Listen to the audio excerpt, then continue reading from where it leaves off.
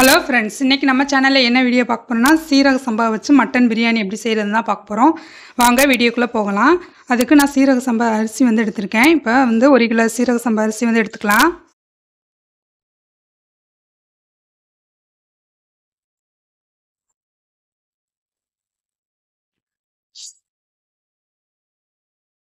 ரெண்டு தடவை கழுவிட்டு ஊற வச்சிடலாம். இப்போ நான் 2 தடவை கழுவிட்டு ஊற வச்சுட்டேன். வெங்காயம் வந்து 1/2 கிலோ வெங்காயம் வந்து எடுத்திருக்கேன். இந்த மாதிரி நீல வாக்கில் கட் பண்ணி வச்சுருக்கேன். இப்போ பாத்திரம் சூடாயிடுச்சு, எண்ணெய் ஊற்றிடலாம்.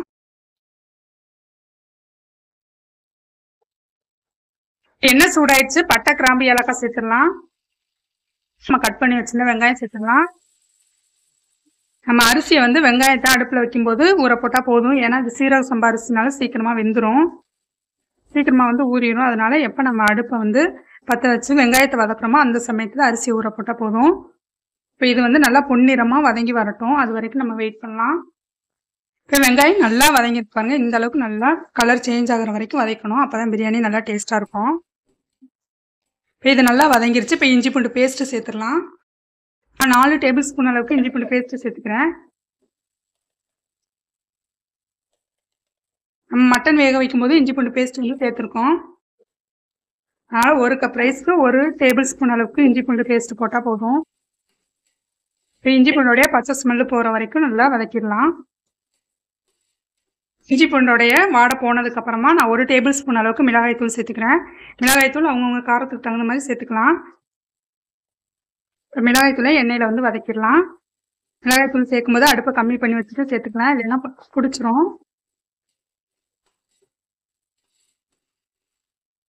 இப்போ மிளகாய்த்தூளை ஒரு 2 நிமிஷம் வதக்கி விட்டாச்சு. இப்போ தக்காளி சேர்த்துடலாம். 150 கிராம் தக்காளி வந்து கட் பண்ணி வச்சுருக்கேன், அதையும் சேர்த்துக்கிறேன். தக்காளி நல்லா மசிஞ்சு வரணும். தக்காளியும் வெங்காயம் நல்லா ஒன்று சேர்ந்து கிரேவி மாதிரி வரணும். அது வரைக்கும் நம்ம இதை வதக்கணும். கிரேவிக்கு தேவையான அளவுக்கு உப்பு சேர்த்துடலாம். உப்பு சேர்க்கும்போது தக்காளி சீக்கிரமாக வதங்கி வந்துடும்.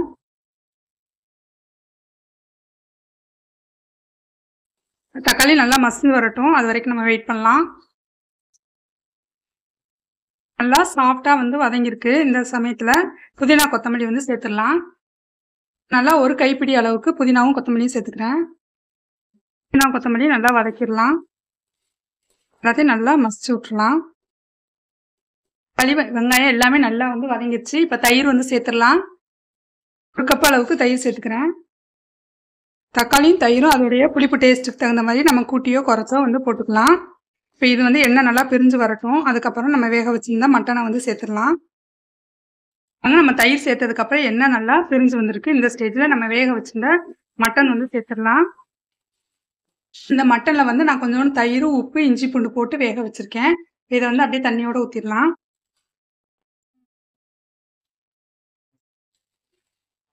மட்டன் நல்லா கிரேவியோடு சேர்ந்து நல்லா கொதிக்கட்டும். ஒரு 5 மினிட்ஸ்க்கு நல்லா ஹை ஃப்ளேமில் வச்சு கொதிக்க விட்டுக்கலாம். இது நல்லா கொதிச்சதுக்கு அப்புறமா நம்ம அடுப்பை வந்து குறைச்சி வச்சிடலாம். இப்போ நான் ஒரு 5 பச்சை மிளகாய் வந்து சேர்த்துக்கிறேன். இது குட்டி குட்டியாக இருக்கனால 5 சேர்த்துக்கிறேன். இல்லைன்னா ஒரு நல்லா கொதிச்சிச்சு. நான் அரிசி வேக வைக்கிறதுக்காக சுடுதண்ணி வச்சுருந்தேன். அதுலேருந்து ஒரு கொஞ்சோண்டு தண்ணி வந்து சுடுதண்ணி வந்து சேர்த்துக்கிறேன். நான் அடுப்பை வந்து கம்மி பண்ணி வச்சிடுறேன். இப்போ தண்ணி நல்லா கொதி வர ஆரம்பிச்சிருக்காது. இப்போ வந்து நம்ம பட்டை கிராம்பு ஏலக்காய் அந்த தண்ணியில் சேர்த்துடலாம். உப்பு சேர்த்துக்கலாம். உப்பு வந்து தண்ணி நல்லா கரிக்கிற அளவுக்கு நம்ம உப்பு வந்து சேர்த்துக்கணும். அப்போனா தான் அரிசியில் வந்து உப்பு பிடிக்கும். இப்போ உப்பு வந்து சேர்ந்தாச்சு. இது நல்லா கொதி வரட்டும். அதுக்கப்புறமா நம்ம அரிசி சேர்த்துக்கலாம். தண்ணி இந்த மாதிரி நல்லா பாயில் ஆனதுக்கு அப்புறமா நம்ம ஊற வச்சிருந்த அரிசியை வந்து சேர்த்துடலாம்.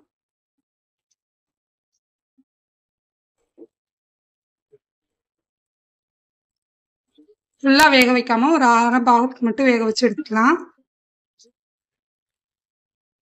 பாஸ்மதி ரைஸில் எப்படி பிரியாணி பண்ணுறோமோ அதே மாதிரி தான். ஆனால் அரிசி மட்டும் கொஞ்சமாக ஊற வச்சுக்கலாம். அது 2 மணி நேரம் ஊற வச்சோம்னா இது 1 மணி நேரம் ஊற வச்சா போதும். இப்போ இது அரிசி வந்து வெந்து வரட்டும். இப்போ அரிசி சேர்த்து ஒரு கொதி வந்துருச்சு. இந்த அளவுக்கு வெந்தால் போதும், ரொம்ப வேக வைக்கணும்ல. வந்து வடிச்சிட்டு நம்ம அரிசியை வந்து அதில் சேர்த்துக்கலாம். கிரேவியும் ரெடி ஆயிடுச்சு, அரிசியும் வெந்துருச்சு. இப்போ இதை வந்து அரிசியை வந்து தண்ணியை வடிச்சிட்டு இதில் போட்டுக்கலாம்.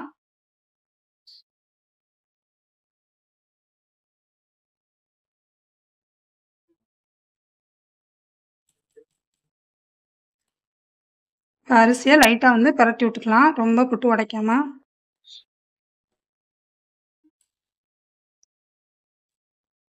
இப்போ தண்ணியும் கிரேவியும் நல்லா சேம் லெவலாக இருக்குது, இந்த மாதிரி இருக்கணும்.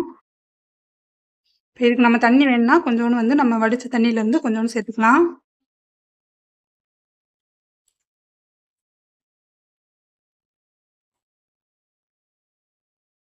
தண்ணி எதுவும் சேமாக இருக்குது. கொஞ்சம் நேரத்துக்கு அப்புறமா நம்ம அடுப்பை வந்து ரொம்ப சிம்மாக வச்சுட்டு ஒரு 20 நிமிஷத்துக்கு வந்து போட்டு வச்சிடலாம்.